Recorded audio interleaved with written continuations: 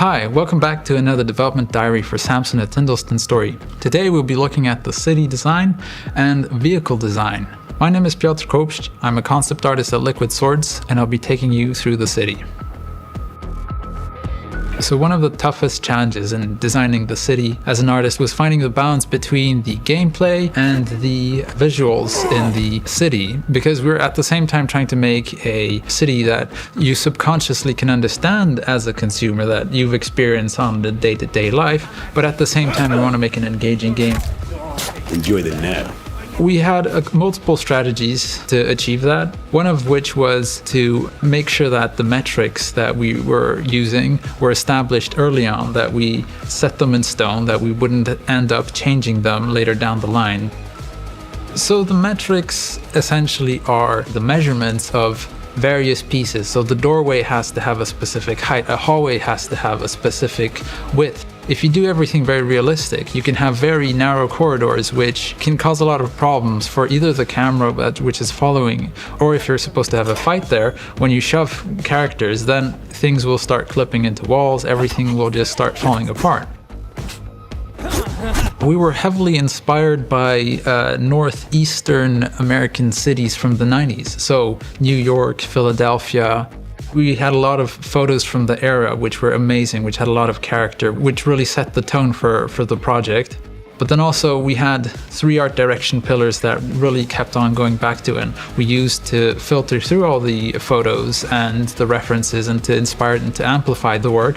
And those were statement, violence, and parasiticism.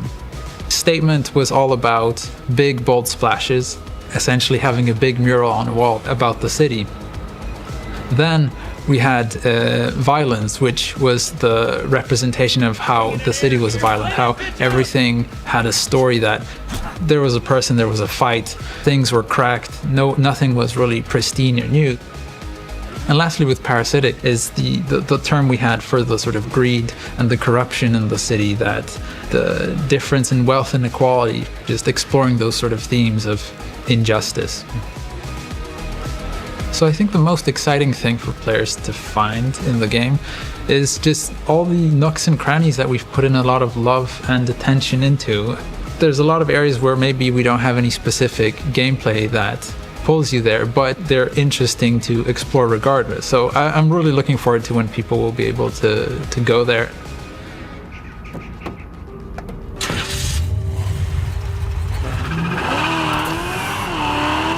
My name is Damian Księżypolski, and I'm a vehicle artist here at Liquid Swords. So when we started the project, we had to look at cars that were pretty common in like the 90s, but we had to take a look at what cars were active 10, maybe 15 years ago. And we had to take inspirations from those kind of eras to make that fit into both the narrative and the aesthetics of the city. We can take a lot of inspirations from existing cars, but the cars in their design is mostly ours now. And we had quite a lot of liberty when it came to that. Because if we were working on real brands, we wouldn't have any type of freedom. There's a lot of challenge that comes with the freedom, because you need to stay true to what people have seen or can relate to when they look at these cars. They can't look at a car and go like, oh, that looks weird. But we want them to look at the cars and go like, oh, I kind of recognize that. The one car that actually went through a very dramatic transformation was Samson's car. We had settled at first at a standard 4-door sedan. It felt too everyday, your average Joe who just sat in his car driving to work.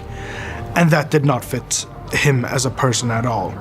And eventually we were like, I think it's time for us to do a proper car for Samson. There was no hassle working with that car. Everything was pretty straightforward, but it worked. We got it in and it just looks so differently from all of the other cars. It has attitude. It's definitely the magnum opus. I own these streets.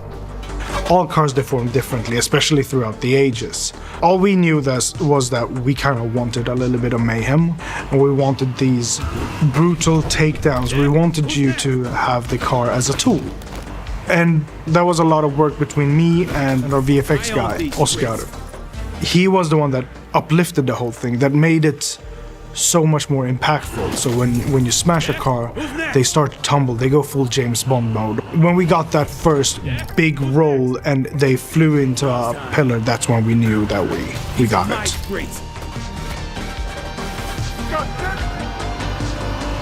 Thank you for watching. If you want to keep up to date or discuss what you've seen, join our Discord or follow us on social media.